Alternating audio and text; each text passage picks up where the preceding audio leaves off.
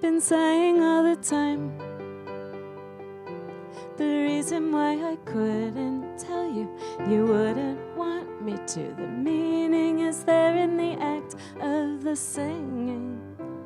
And mine reminds me of the time. You know, the time when Snowden spilled his messy secret way up high in the sky, cold and humid.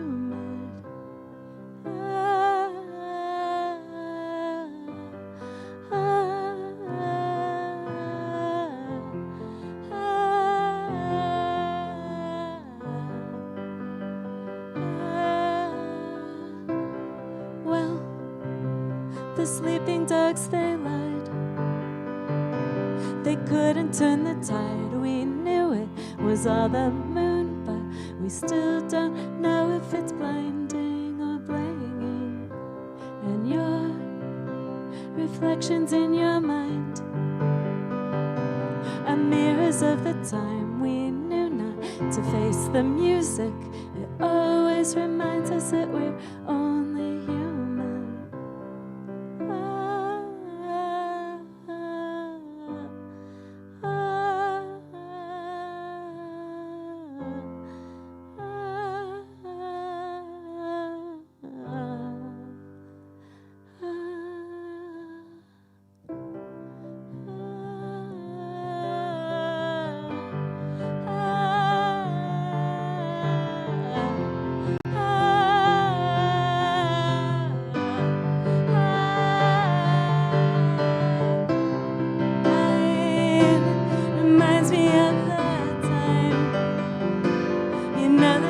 Snowden spilled his messy secret way up high in the sky, cold and humid.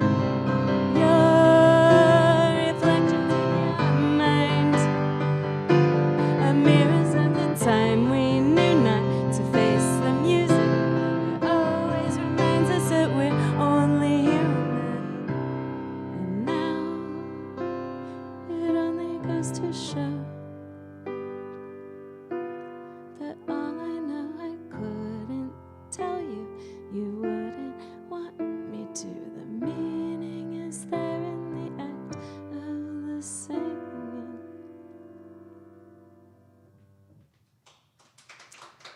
Thank you. Welcome to the Human Show, episode 18. I'm Stephanie Rierick, your host, and I host this show from Cafe CODA. Thank you, Cafe CODA. It's a wonderful place here on Madison's Willie Street. Thanks, Joe, Raul, Hannah, Angela. So we do the show the fourth Saturday every month. Next month, my guest is Ben Reiser. This month, the theme, what do Mayflowers bring? If April showers bring Mayflowers, what do Mayflowers bring? Do you know this joke from childhood festivals? They do bring that. The childhood joke was pilgrims. And I kept thinking of that as the theme for today. What do Mayflowers bring? Pilgrims. And the theme of human migration is on my mind and a lot of people's mind. I tend to pick a lot of themes and focus like with kind of a heavy and political bent a lot of times, and decided to just share some personal stories about our own migrations. And I invited Juanwa Chai to be a guest today because she played a super cool song at the Showcase Showdown about a festival that is pertinent to her, and I was thinking about some music that I've written about my own family's migration. So my mom's parents both came here from Hungary, my grandpa in 1914, my grandma in 1924. And it wasn't that long ago that I started realizing that's an important part of my story and my family's story too. So I'm gonna play this little song called Native Tongue that I wrote about kind of about these things back in 2005 or something. I'll play a new song later on, and then after some conversation, we'll hear some music from Juanwa, and we'll also hear music from Nancy Rost and Nancy's student Katria for our piano recital segment. So before I forget to make it known to everyone, if you teach, if you're a piano student, or if you have piano students, I would love for students to play during the piano recital segment. We should celebrate this beautiful piano here in the neighborhood. So please feel free to be a guest on the show or bring more guests. This song called Native Tongue.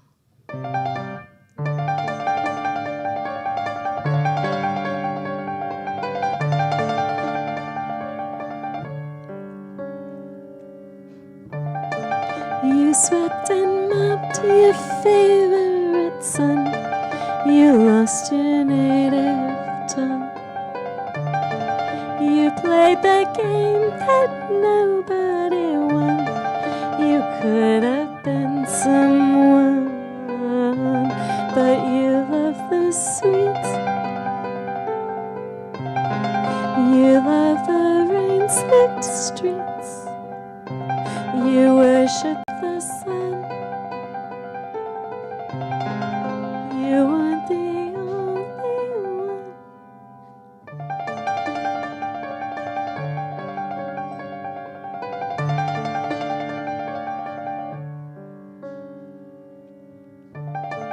You swept and mopped your favorite son. You lost your native tongue. Native tongue. Native tongue. Native tongue. Native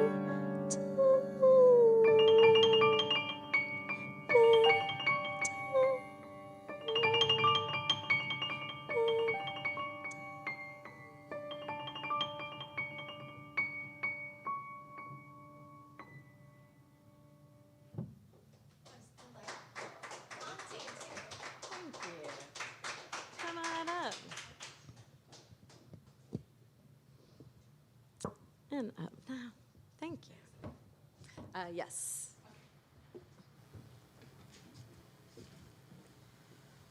So I'd just love to start by hearing about you. And you will hear more about your life now, but you can say a little bit about your life now and about your own story, maybe about the song that you played for us, about the sewing festival. Sure. Well, thank you for having me, Stephanie. This is really great. I play music usually in a band called Gentle Brontosaurus. That's more of a sort of like indie pop band, but I do some solo stuff under the name Miscellaneous Owl as well. So the songs that I'll play today are some of those more like solo arrangements, I would say. In terms of kind of stories, I guess, I live in Madison now. I've been here since 2008.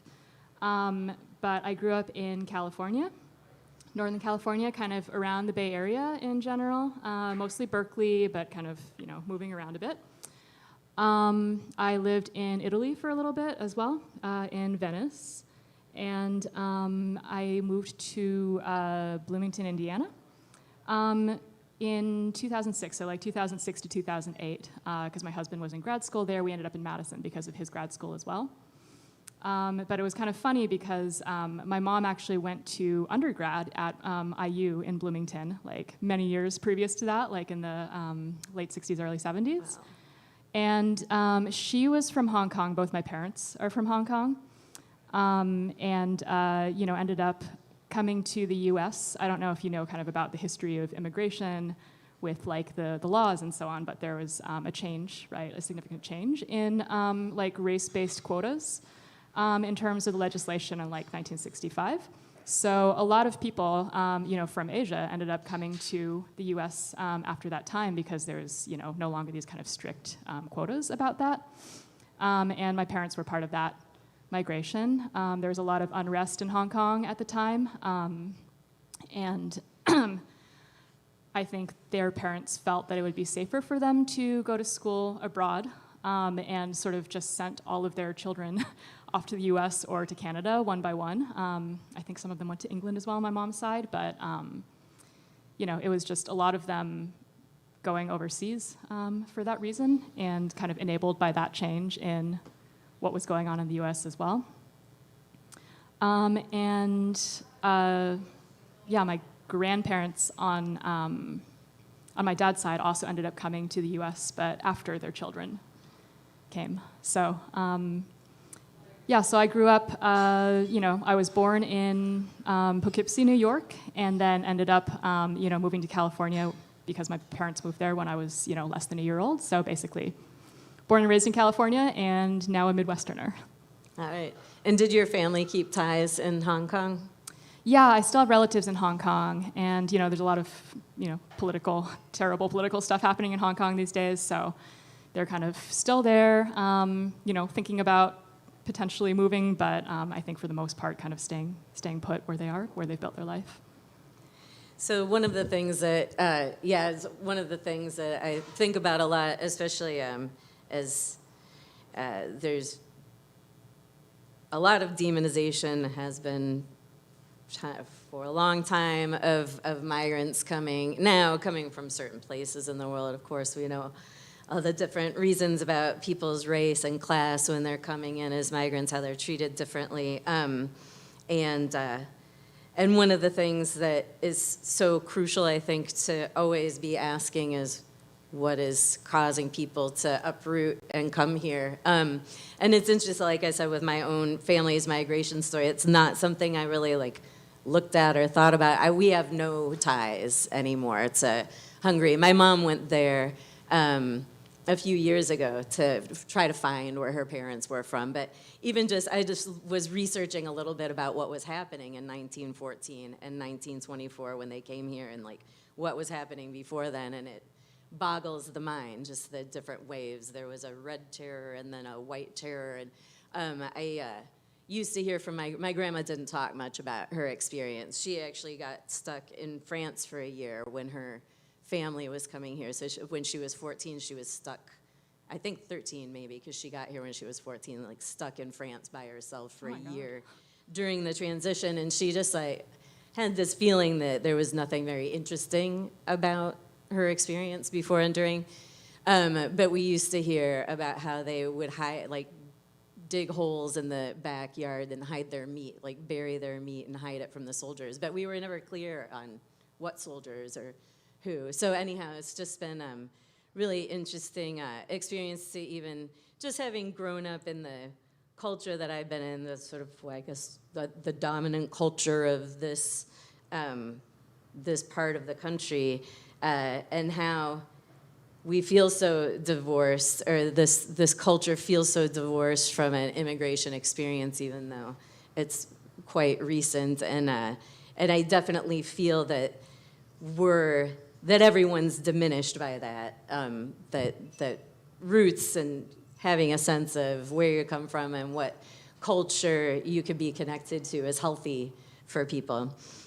So anyhow, I mainly realized that I had a tie to Eastern Europe because I'm really attracted to Eastern European composers. I grew up playing Bela Bartok and loving Bartok, but my fully Hungarian mom couldn't stand him and would always say, I just like to play Bartok because people can't tell when I'm making mistakes.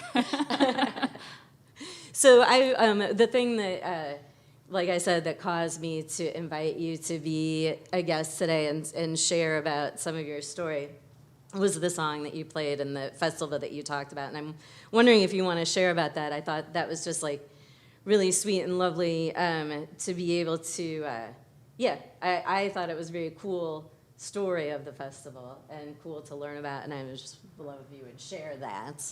Sure, yeah, I was planning to play that. I have 4 songs just about. I was planning to play that as the last one. Do you want me to talk about it now or kind of before I play it? Whatever you prefer. Yeah. So any other things that you feel you want to share about your personal relationship to family migration, to current circumstances surrounding people moving around the globe? Okay. Do you want me to go ahead and start playing, or you want to kind of chat some more? If you have any thoughts that you want to say about that, please go ahead and otherwise you can play about it. Okay. I don't know if anything else off the top of my head. I mean, actually, I do want to share one thing with you, which is not super related to like my family's migration, but it just made me think of it, which is that my parents, like my dad and stepmom, are actually kind of obsessed with Hungary. But we have no like personal ties to it, you know, but they got really into Hungarian folk dancing and like Hungarian folk music for a while. And like I went to Hungary with them.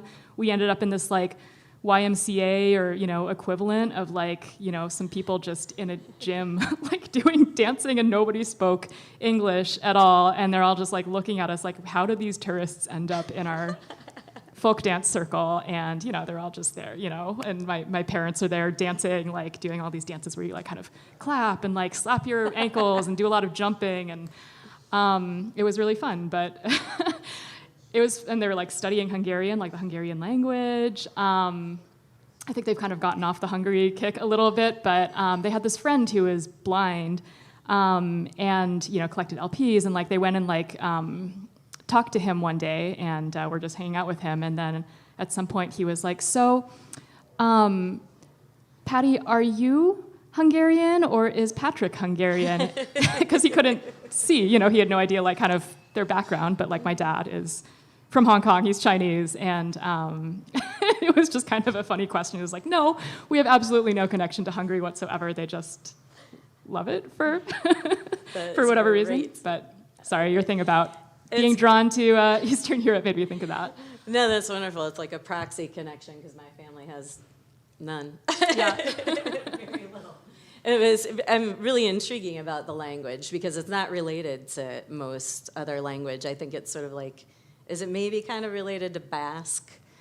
No, so like Basque is a language isolate, like it is not related to anything else in Europe. And then Hungarian is actually related to Finnish, weirdly enough. Right. Like they're part of the Finno-Ugric language family. Sorry, I work for a translation company. I study linguistics. Like this is Great. like, I'm on it. I can tell you all about which languages it's related to. But yeah, I mean, it's a really complicated language grammatically, like just so many cases, so many verb endings. It's a complicated one to study. Cool. Well, I appreciate learning more about it. Thank you. So yeah, you can go ahead and get ready to play. I think while you get your guitar, I'm just going to play the one little song that I wrote that sounds like it's my version of a Hungarian composer. It's called Bagatelle. So yeah, you can set it. This is very short.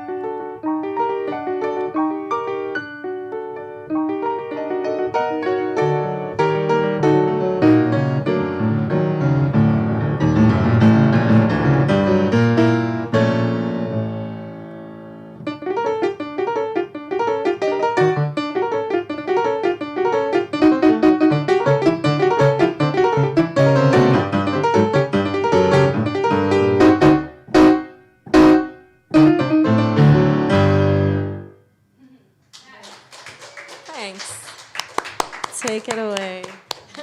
Just a quick question. Where can the live stream be found? I got a text about it just now that they couldn't find it. If you go to YouTube for Cafe CODA and search Cafe CODA, you'll find it. Okay. Right? All right. Thank you. All right.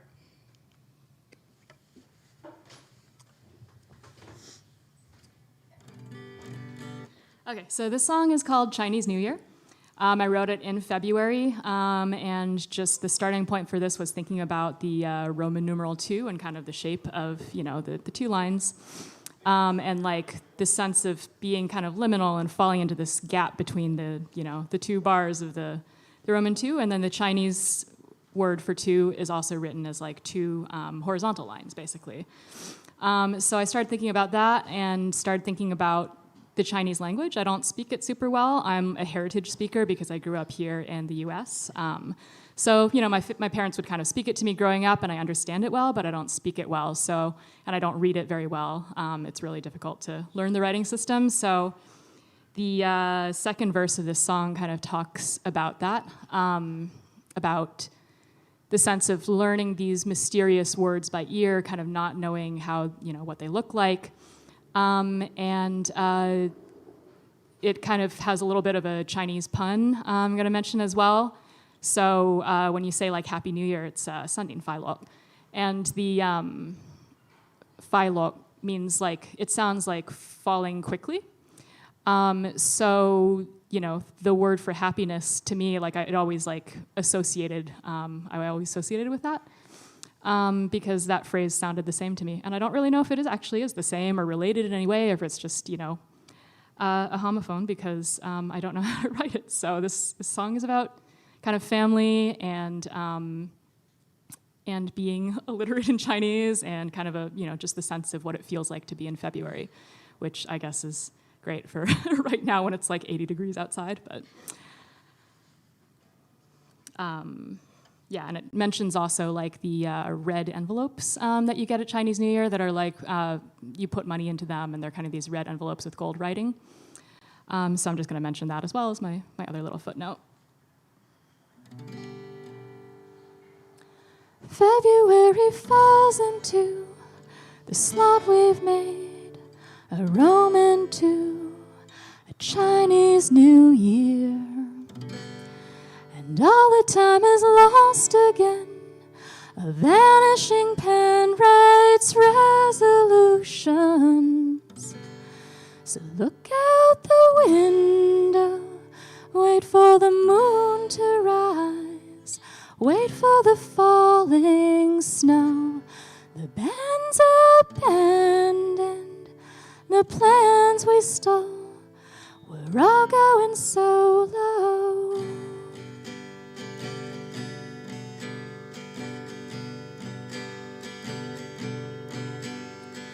Photo of a rainbow against the wet gray sky above the house where I used to live. The old year's dog jumping against the sleeping New Year's pig. Think my mother was crying, my sister's hiding the address of her new home. So the envelopes have no words, just crimson red with the edges are ringed in gold. In gold. Wait, the sleet strikes the pavement with the sound of far off applause. The train's at the station. While the microphone falls, the month pulls in its claws, sits in the window to wait. So hold me, the snow is falling. Our bodies will carve the cold like lightning. And Elliot sings Miss Misery like the winter descending into my ear, like the last thing that I'll ever hear.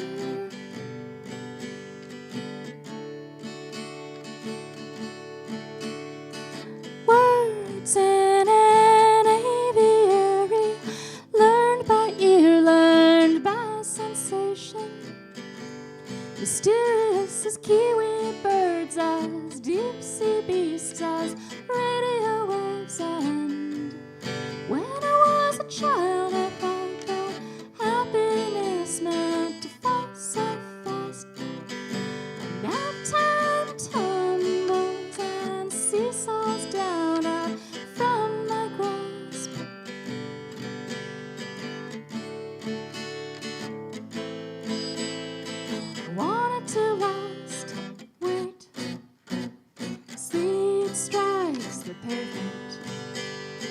the sound of far-off applause. The train's at the station. While the microphone falls, the month pulls in its claws, sits in the window to wait. So hold me, the snow is falling. Our bodies will carve the cold like lightning. And Elliot sings Miss Misery like the winter descending into my ear, like the last thing that I ever hear.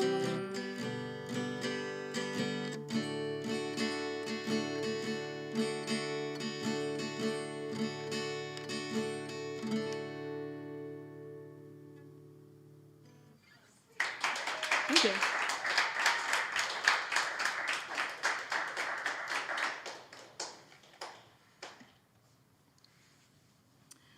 So this next song is the one that I actually first thought of when Stephanie asked me to come play today. I don't really ever usually play this out. The original version that I recorded of this is all like synth arpeggios and like, I don't know, it's like not super well suited, I guess, to necessarily playing solo, but I was like, all right, I'm gonna do it because I feel like this is completely relevant. You know, it talks about kind of the whole journey of my mom, you know, coming to the US, moving from Hong Kong to, you know, rural Indiana, moving to New York, moving to California, becoming a citizen, and then kind of the ways that, you know, America has been kind of terrible as a place, you know, following that, but, you know, just kind of that journey, I guess. And yeah, I don't know, it feels very like kind of personal and like painfully earnest, so I don't really like play it out that much, but here we go. It's called I Used to Know You Better.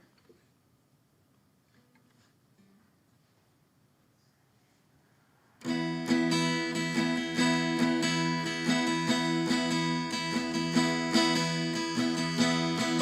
the courtroom, my mother raises her right hand, swears allegiance to a foxed and tattered flag, to the dust and corn and limestone of Indiana,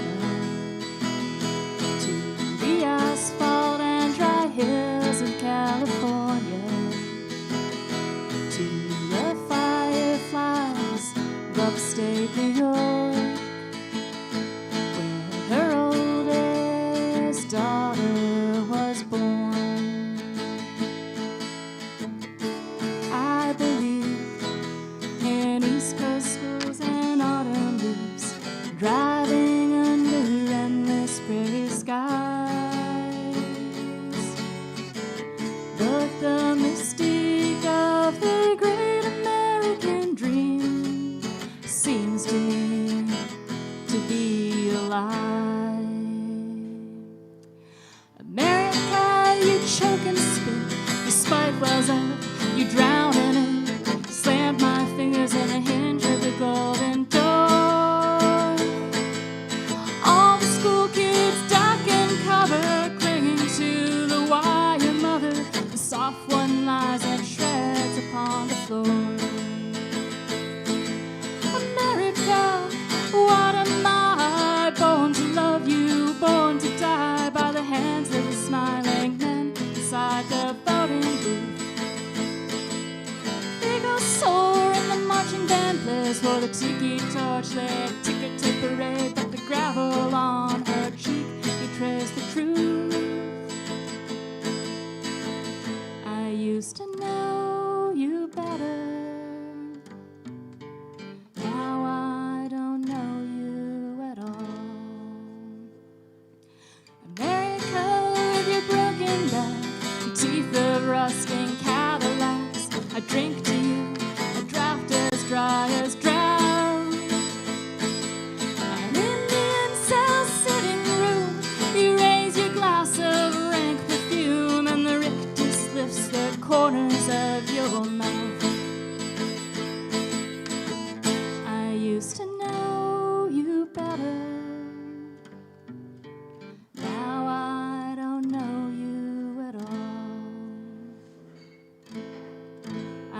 used to know you better. Now I don't know you at all.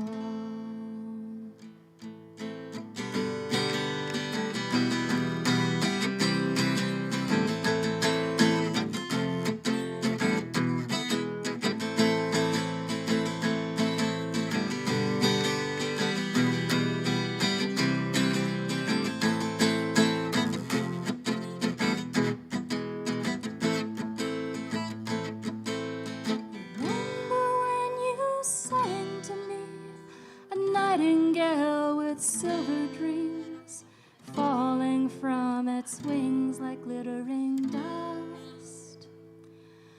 And in my lotus cedar's haze, I kissed your luminescent face, and thought I could become someone you loved. I thought I could become someone you loved.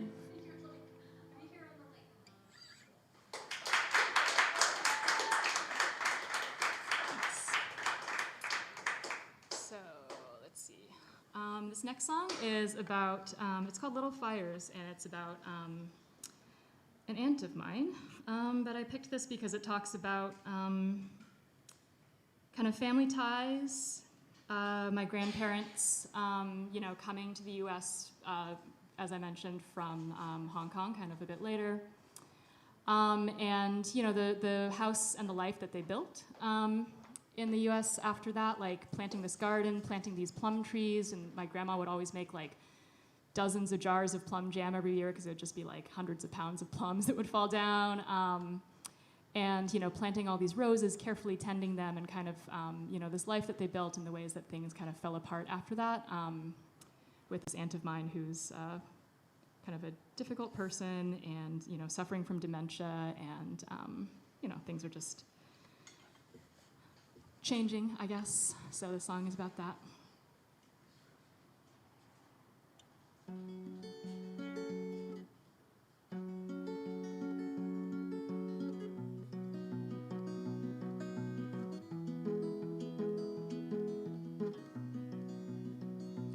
Little fires burn uncontrollably. Do you find that you need them? Do you find that you want them? Out in the garden where my grandparents once fought back the desert with their roses and their plums.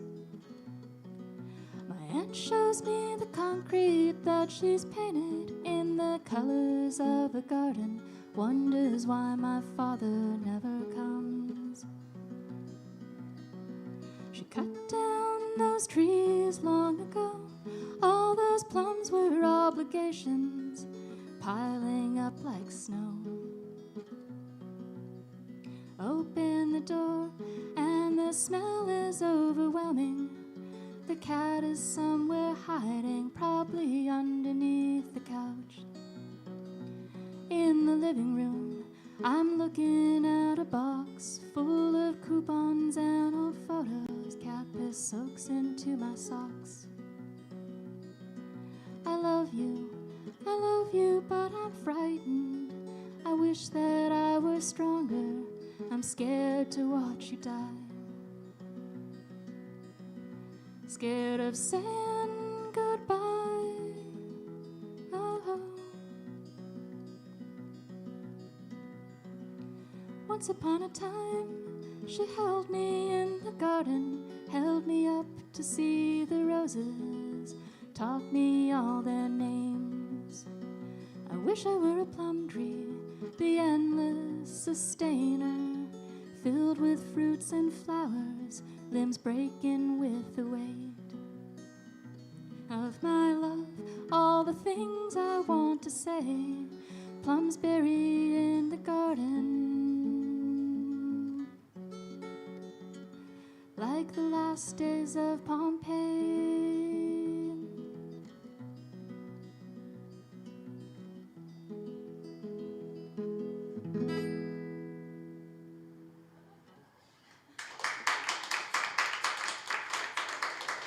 Thank you.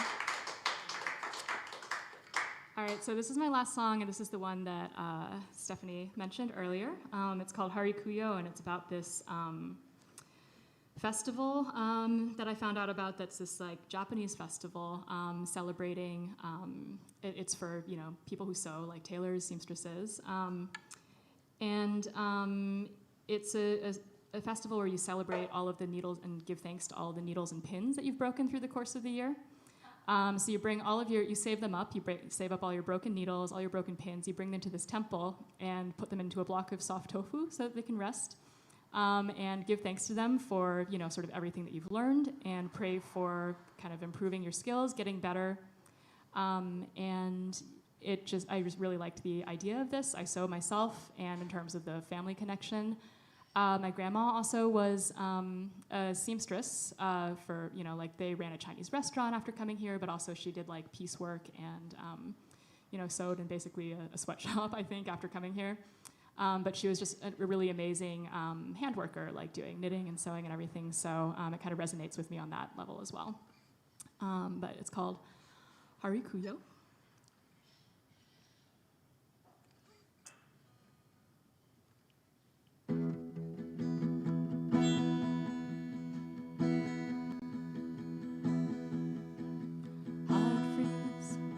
Slow fall, the ice ripped the tiles off the wall.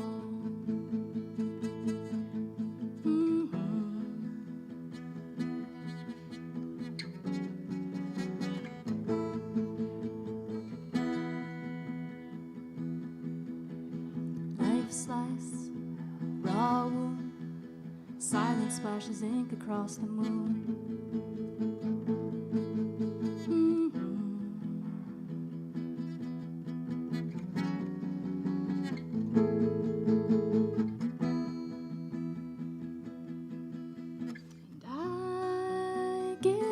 To all the needles and pins, ooh, all the little broken things that taught me how to grieve an ending, held my seams together for so long.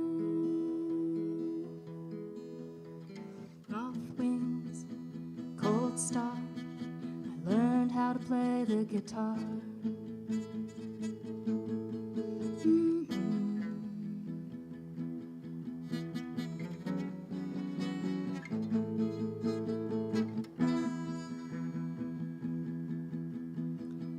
All just this, living in the distance between what should be and what is.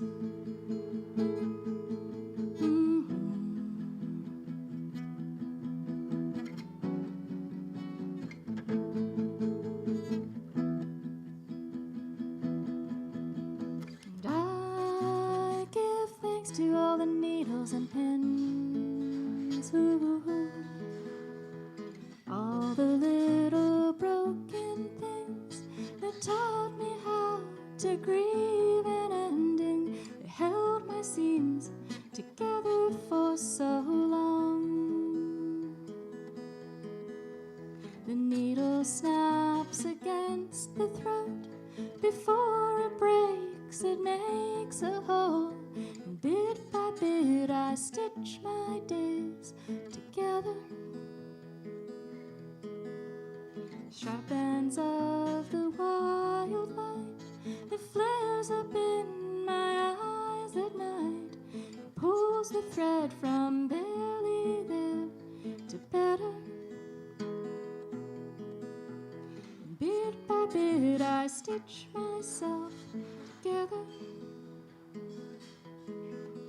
Yeah, bit by bit I stitch myself together.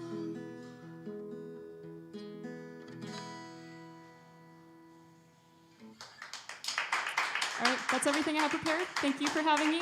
Looking forward to hearing Nancy and Katria. Thank you. That was absolutely beautiful. Thank you, Juanwa. And now we'll have Nancy up, and Katria will be up shortly after for our piano recital segment. Moving this way. Nancy Roms.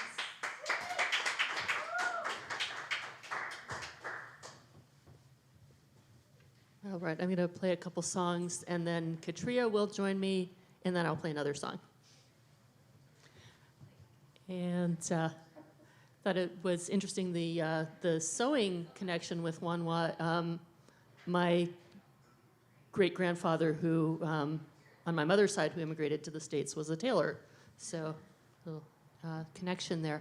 All right, I'm going to start with a song that's not about migration, but it's an older song of mine. It's called Golden Gate.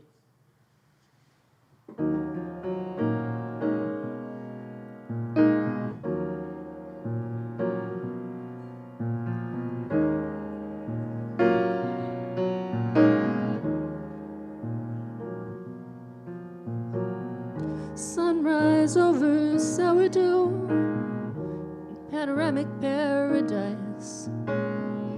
Birds blow songs of Alcatraz in surreal serenade. You can touch the clouds below. Heaven never seemed so close. But if you spread your wings and fly, it's not a leap of faith. From the Golden Gate, from the Golden Gate.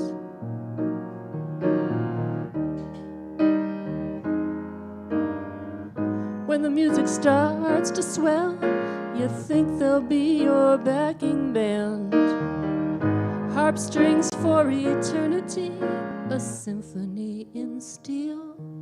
Get real. It's really not a golden gate. It's just an orange coat of paint. And your whole life won't even rate a drop into the sea. Where I live, the world is flat. And you know I'm okay with that. Color me pedestrian, but I'm still on my feet.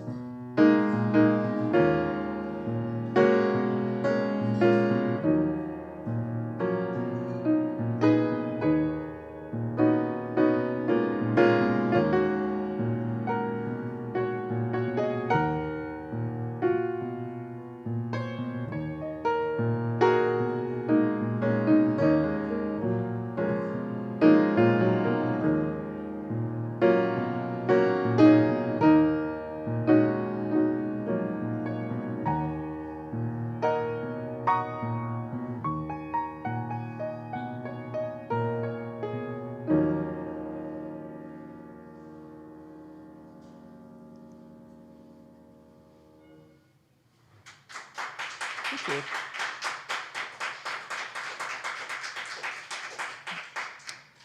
The next song I'm going to play, I think, sort of deals with migration obliquely. In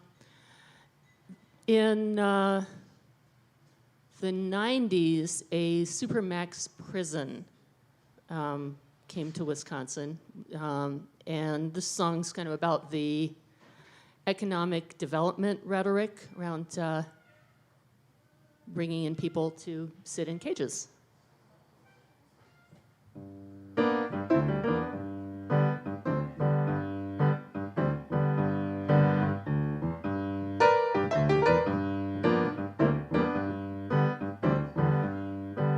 In the bluffs beside the river lies a town with cows and tractors, visited by railway buffs and Civil War reenactors. But history's passé. Small town doesn't sell. The tourists from Chicago all go to the Dells. The sign on the highway looks lonesome.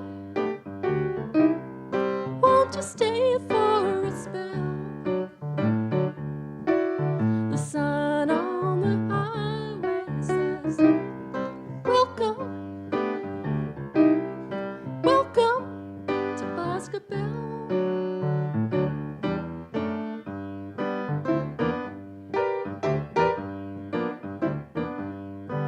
In the field beside the pine trees, workers lay a new foundation.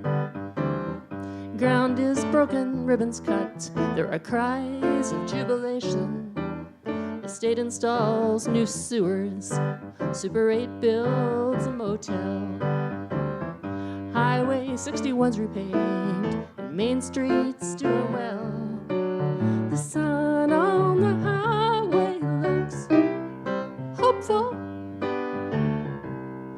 Want to stay for a spell.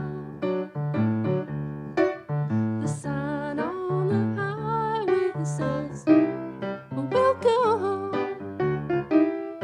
welcome to Boscobel.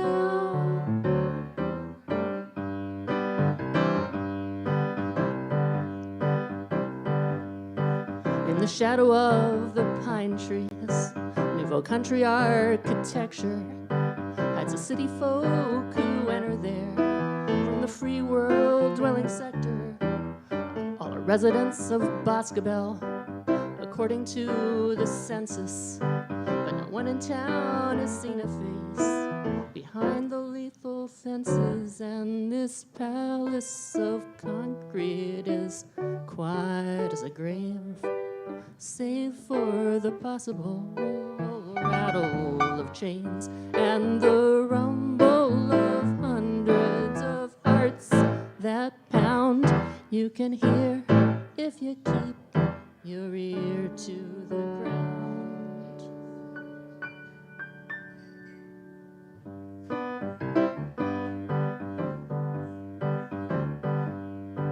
In the bluffs beside the river lies a town with cows and tractors, visited by railway buffs and Civil War reenactors.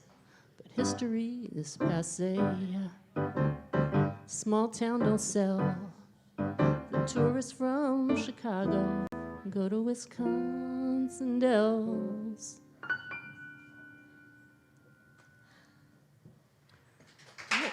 Thanks. Thanks. So I'd now like to welcome to the stage somebody I have known half her life, amazingly. Katria's been my student that long, and it's been really cool getting to see her grow up and learn and create her own music. So everybody please welcome Katria Seicheth Jacobson.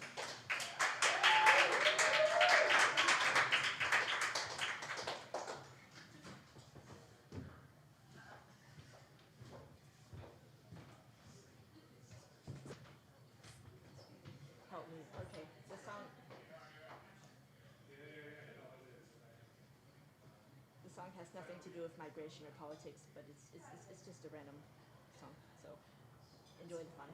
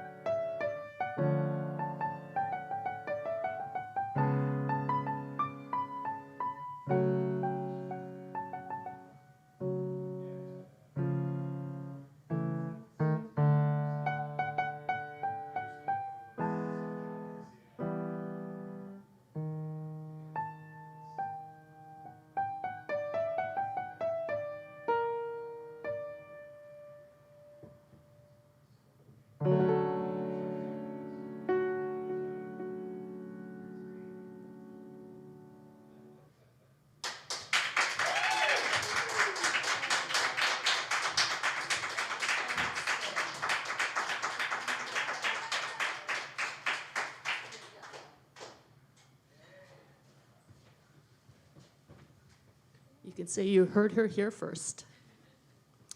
All right, so one more from me, and then we'll go back to Stephanie. This one is actually not by me. This one is by my dear late friend Hoopshank, aka Paul Terrell. I just thought it was a sweet song, so I thought I'd play it here.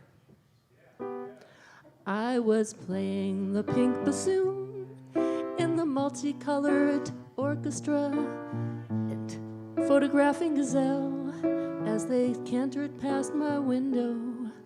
I was singing several songs and playing several tunes and hoping soon to play them on the pink bassoon.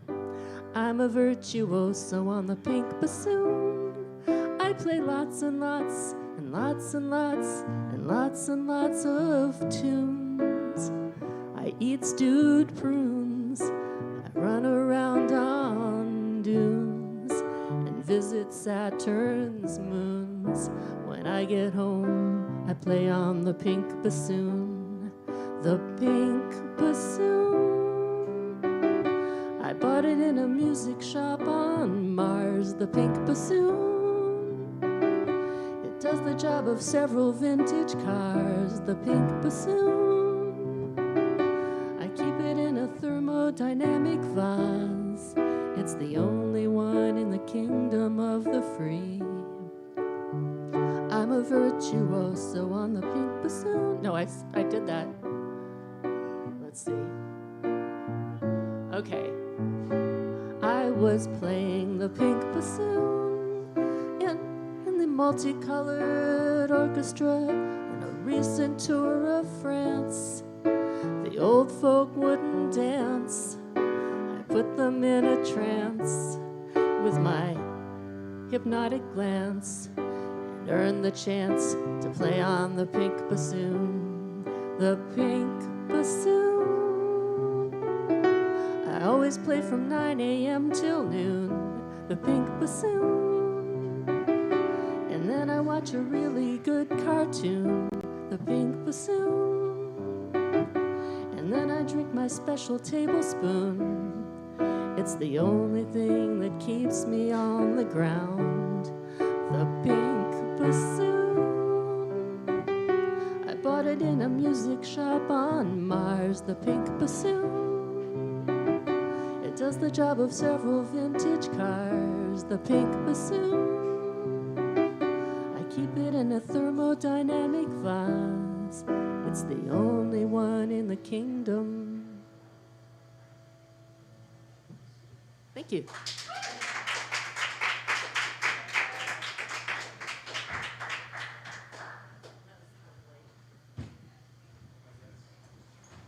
So thank you again, Nancy Rost and Katrina Sayachith Jacobson and Juan Juan. I'm going to play a song and a half for you before we close out. And I do want to let you know I'm playing at the Memorial Union Terrace on Friday. It would be swell if you could make it. Is this ready to?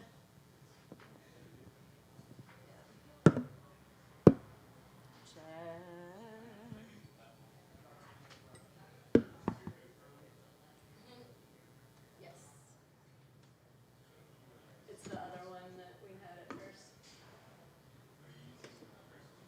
The first mic. I'll just do it. Listen.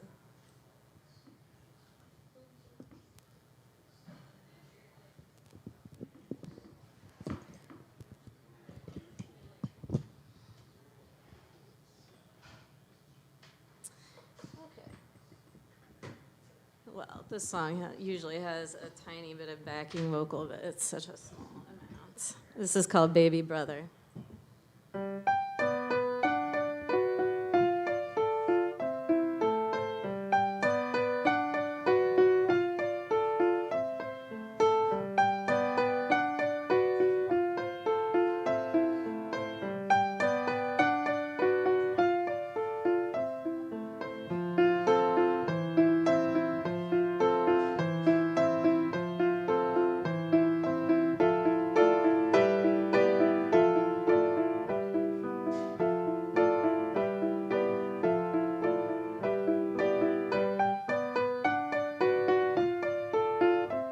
this border is irrelevant. Malevolence on your ma and your pa and your baby brother, baby brother, baby brother, an outer ring developing, enveloping all your ma and your pa and your baby brother, baby brother, baby brother, baby brother, baby brother, baby brother, baby brother, baby daughter, baby brother, baby daughter.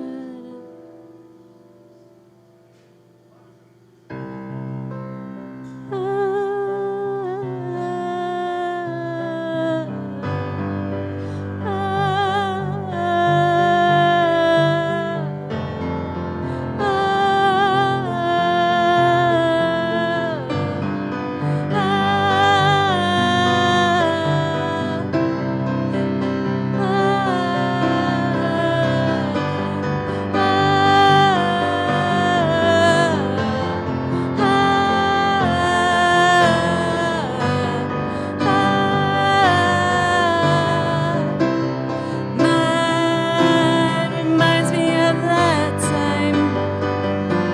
You know the time when Snowden spilled his messy secret way up high in the sky, cold and humid, and your reflections in your mind are mirrors of the time we knew not to face the music. It always reminds us that we're only human. And now it only goes to show that all I know I couldn't tell you, you wouldn't want me to. The meaning is there in the act of the singing. Thank you. Thanks for coming to the Human Show. Thanks for being the Human Show.